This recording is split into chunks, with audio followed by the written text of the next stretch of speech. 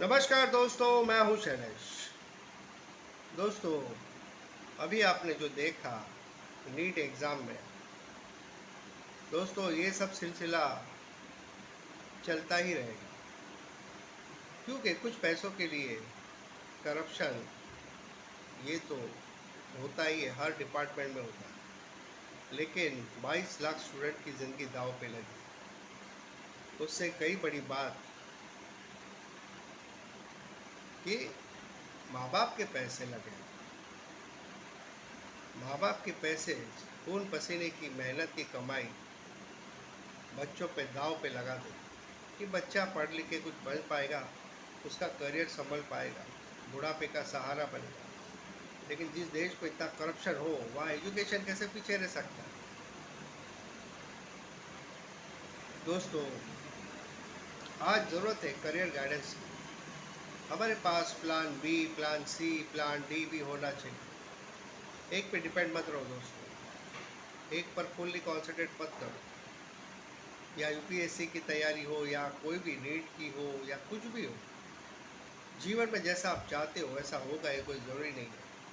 आपका करियर कहाँ जाएगा ये आपको खुद को नहीं पता, इसलिए करियर गाइडेंस की ज़रूरत है और आपके पास प्लान्स बी सी होने चाहिए, क्योंकि ये दुनिया बड़ी ही खतरनाक है। यहाँ करप्शन तो है ही, पॉपुलेशन इतना ज़्यादा है, कंपटीशन इतना ज़्यादा है कि आप कहाँ सर्वाइव कर पाओगे। सेल्फ एम्प्लॉयड पे ज़्यादा ध्यान दीजिए, मेरा तो यही मानना है। लेकिन क्या है, जो पढ़े लिखे लोग होते हैं ना, उनका एक प्रॉब्लम है, वो लोग धंधा करना नहीं जानते और ना चाहते हैं, इंटरेस्ट ही नहीं होता उनको। तो लगता है बस पैकेज मिल जाए 40-50 लाख का तो बस है। लेकिन जितना बड़ा पैकेज होता है उतनी बड़ी जिम्मेदारी होती है, और ऐसे जॉब्स का कोई भरोसा नहीं होता। आज है कल निकाल दिया जाओगे, 1 साल देखेंगे फिर निकाल देते हैं। बड़े बड़े बैंक के मैनेजर के जॉब चेंज हो जाते हैं, ये पैकेज की क्या होता है? तो दोस्तों, हमेशा ज़्यादा फोकस करें प्लान बी, प्लान सी में।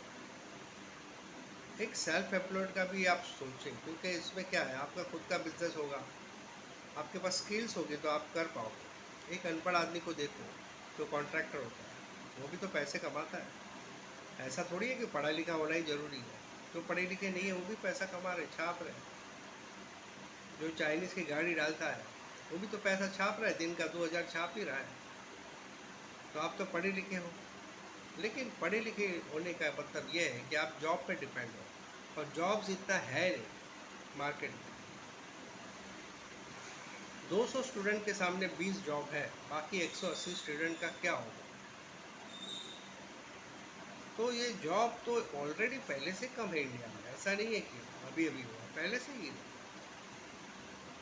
तो आपको कुछ स्किल्स ऐसे डेवलप करनी होगी कि अगर आपको जॉब नहीं मिलता है तो आप वो धंधा कर सकते हो। कोई भी धंधा बुरा नहीं होता, कोई भी धंधा शुरू करो। पर अगर फिर जॉब्स नहीं मिलेगा तो आप अब्रॉड जाओगे, वहाँ भी कितने साल रहोगे, वहाँ भी स्ट्रगल है। यहाँ अपने अपने बच्चों को घर के काम सिखाए नहीं, वहाँ जाके वो कैसे करेंगे? खुद को करना ही पड़ेगा, सीखना पड़ेगा। कभी घर में झाड़ू मारा नहीं, बर्तन साफ किए नहीं, खाना बनाया नहीं, वहाँ जाके बरोबर करते हैं।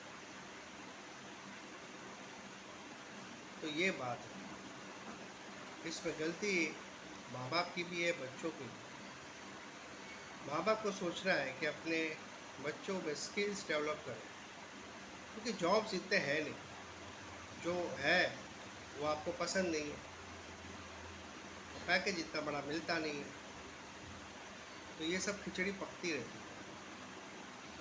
अगर आपके पास स्किल्स है, देखो आप मैकेनिक देखो, रास्ते पर जो मैकेनिक होता है, जो बाइक रिपेयर करता है, कार रिपेयर करता है, कहाँ वो पढ़ा लिखा होता है, लेकिन वो दिन में इतना पैसा छापता है ना, इतना एक पढ़ा लिखा आदमी भी नहीं छापता। उसके पास स्किल्स है, दिन का वो 3000 आराम से छापता है। गंदे फटे कपड़े पहनते आपको लगेगा ये क्या कमाता होगा।